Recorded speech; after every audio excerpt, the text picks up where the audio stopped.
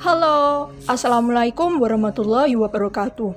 Pada kesempatan kali ini, saya Anissa Putri Araminta akan berbicara mengenai pendidikan sastra. Perihal sastrawan pendidikan, jadi teringat salah satu kutipan nih. Tujuan sastrawan ialah berguna atau memberi nikmat, ataupun sekaligus mengatakan hal-hal yang enak dan berfaedah untuk kehidupan. Horatius. Dengan pendapat Horatius tersebut, sudah sewajarnya bila sastra berhubungan dengan pendidikan. Pada pembelajaran kali ini, yuk kita simak lebih lanjut.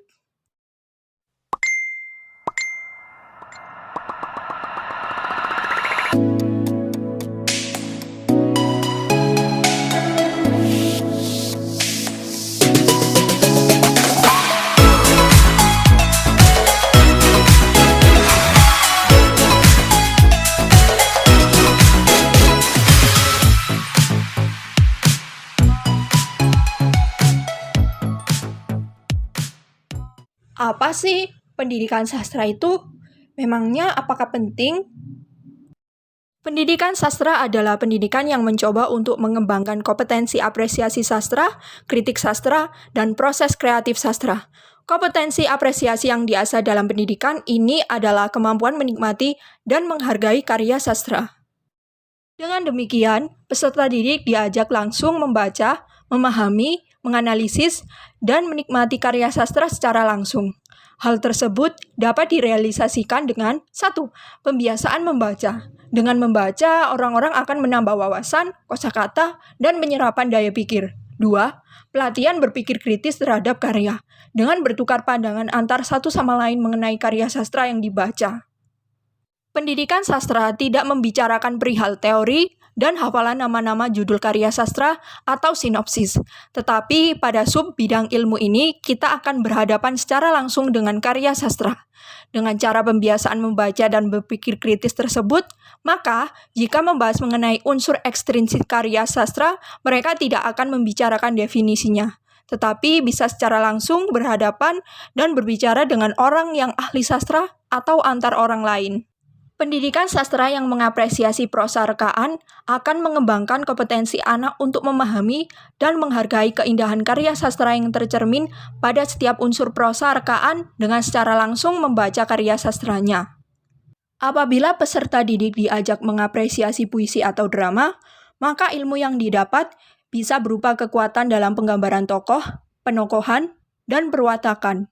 Kepiawaian penggambaran latar belakang, baik itu latar waktu, suasana, tempat, budaya, dan tema. Ada juga yang kita dapat, yaitu berupa interdisiplin ilmu seperti sosial, psikologis, atau budaya. Ilmu-ilmu ini dapat dijadikan sebagai pendekatan kita dalam menganalisis, mengapresiasi, dan juga membuat karya sastra. Ada pula loh manfaat pendidikan sastra. Dengan pendidikan sastra, peserta didik tidak hanya diajak untuk memahami dan menganalisis berdasarkan bukti nyata yang ada di dalam karya sastra dan kenyataan yang ada di luar sastra. Manfaat tersebut berupa kemampuan berpikir, sikap, dan analisis. Selain itu, ada pula loh pendidikan kritik sastra. Pendidikan kritik sastra akan mengembangkan kompetensi peserta didik untuk memahami dan menilai karya sastra. Peserta didik diajak untuk menentukan kualitas dan nilai karya sastra seperti baik, buruk, asli tidaknya, atau bermutu tidaknya sebuah karya sastra dengan menggunakan kriteria tertentu.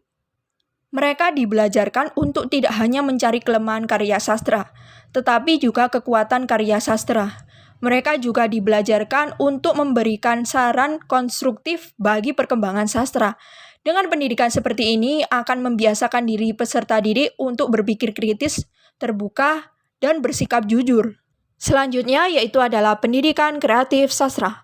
Pada cabang ilmu pendidikan sastra ini mencoba membelajarkan peserta didik untuk mau dan mampu menulis karya sastra.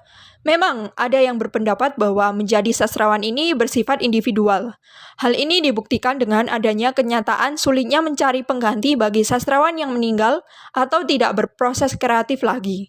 Selama ini kita ketahui bahwa dalam berbagai pengamatan dan percobaan dengan metode dan model tertentu, ternyata orang-orang yang belum pernah atau belum bisa menulis karya sastra setelah melalui pelatihan singkat, ternyata mereka bisa menulis karya sastra. Bukti ini perlu dikembangkan menjadi sebuah mata pelajaran atau jurusan tersendiri di perguruan tinggi untuk secara khusus mengembangkan kemampuan dan kemauan untuk menulis karya sastra.